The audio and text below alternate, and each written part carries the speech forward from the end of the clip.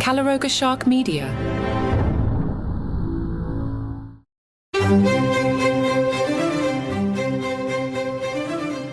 Hello and welcome to Palace Intrigue. I am your host, Mark Francis.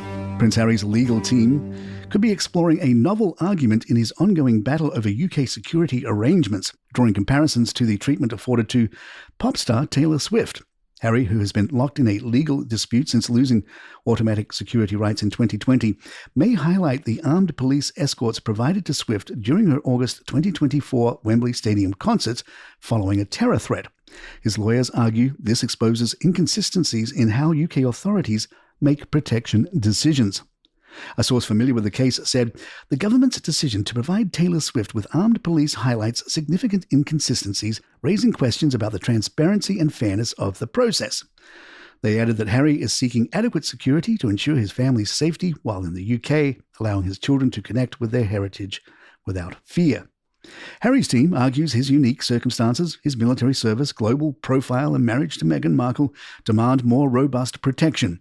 Neil Basu, the former head of counter-terrorism for the Met, previously stated that both Harry and Meghan faced serious threats while in the UK, calling their risk levels among the highest in the royal family. The appeal, set to be heard in spring 2025, continues to pit Harry against the committee's stance, with his legal team pushing for a more transparent and equitable approach to security decisions. Meanwhile, the Metropolitan Police have reiterated that their operations are independent and guided by assessments of threat, risk and harm on a case-by-case basis. Harry and Meghan's life in their upscale Montecito neighborhood is facing scrutiny as neighbors and commentators have begun to speak out about the couple's perceived lack of involvement in the community. Richard Miniards, a local resident and contributor to the German documentary Harry, the Lost Prince, criticized Meghan for not engaging with their Santa Barbara district, saying she doesn't really go out or get involved with the community. Harry has to a certain extent because he's quite jolly, but Meghan doesn't seem to get seen anywhere, and you don't see him either. Royal commentator Duncan Larcombe added that the Sussexes' approach may not be winning them any fans locally. He remarked, "They are the public couple that claim to crave privacy, and that I suppose would involve the local community. But when you have young children, they all mix with other young children at schools or nurseries. Are they going to play the role of just another parent? It sounds they are keeping themselves close to themselves, which doesn't go down well at all in their community by the sounds of it." Further controversy surrounds reports that Harry and Meghan plan to send their children to a prestigious Montecito private school with annual fees around $50,000. Royal commentator Lee Cohen didn't hold back, calling their decision hypocritical. Their supposed commitment to progressive causes is nothing but a facade. If they're willing to indulge in this epitome of elitism, there is no advocating for equality. Sending their children to such a prestigious institution completely exposes the frauds that Harry and Meghan are, by perpetuating the very systems of privilege that they claim to expose. How can they justify this when so many families struggle to afford even the basic necessities? Royal expert Jenny Bond tells OK that Spare was never about the money for Harry, and thus he doesn't care that the paperback didn't sell. "I don't think he will particularly be upset about this," she said. "He made an awful lot of money from the original contract, and whatever he says, he is already a very wealthy man. I don't think his decision to write Spare was ever a predominantly financial decision. I think he really wanted the world to know how he felt about his life, his family, and the way he felt the palace treated him. I think he has made a conscious decision to move on from all the bitterness and had no interest in dredging up more stories for the paperback. That has to be a good decision for everyone involved." Harry and Meghan have reportedly added a £3.6 million property in Portugal to their real estate portfolio, but it seems the couple won't be moving anytime soon. According to a source, the luxurious villa, situated between Comporta and Melides on Portugal's picturesque west coast, is still under construction and is intended as a holiday retreat rather than a permanent residence.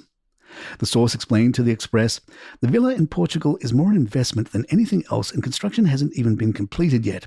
It hasn't been purchased as a new home, but more as a holiday retreat and something they can put their money into to protect their assets."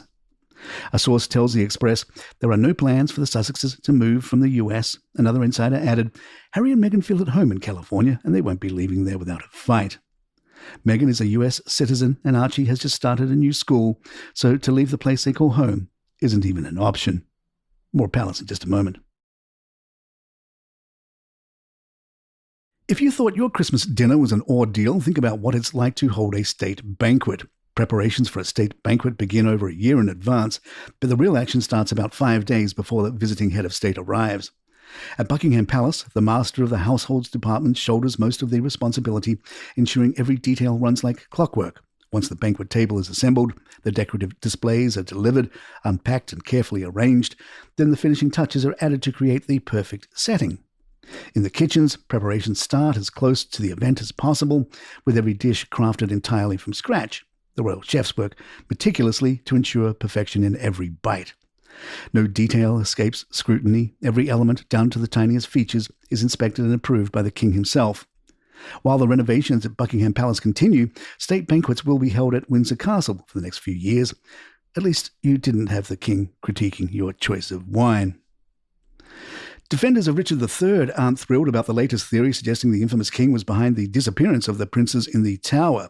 A recent Channel 5 documentary claims a newly unearthed 1522 will links one of Edward V's prized possessions, a gold chain, to the family of Sir James Tyrrell, the man often accused of carrying out the murders. Professor Tim Thornton, who discovered the will, argues that the chain's presence in the Keppel family estate raises questions about whether it passed to them through Richard III's circle. Critics, including Richard III society and historian Philippa Langley, say the evidence is flimsy at best. Langley, who helped locate Richard III's remains under a Leicester car park, dismissed the chain's connection to the murders as conjecture. The will references the chain as belonging to Edward V, but skeptics note it could have entered the Keppel family through legitimate means, like a financial transaction. Meanwhile, Professor Thornton maintains the possibility that it came via Tyrrell, who allegedly orchestrated the prince's deaths. While some experts, like co-presenter Tracy Borman, describe the discovery as a smoking gun, defenders of Richard III, including Langley, counter that historians must tread carefully before making such bold claims. She also teased further discoveries from her Missing Princes project, which argues that the boys may have survived and lived under assumed identities. The mystery remains unsolved, as does the fate of 2 sets of bones long entombed in Westminster Abbey. DNA testing has been denied out of respect for the deceased, leaving room for a continued debate over one of England's most enduring historical enigmas. And there you have it. If you'd like to email us, our address is thepalaceintrigue@gmail.com. Please follow us on Spotify, Apple, or the app of your choice, and leave us a review or 5 stars if you're enjoying the show. Don't forget, you can get this show commercial-free, along with hundreds of others from Calaroga Shark Media. The link is in the show notes and episode notes, and you can get our breakout hit, like 5 good news stories. Just 5 good news stories, commercial-free. Great for this good news time of the year. I'm Mark Francis. My thanks to John McDermott. This is Palace Intrigue, and good times.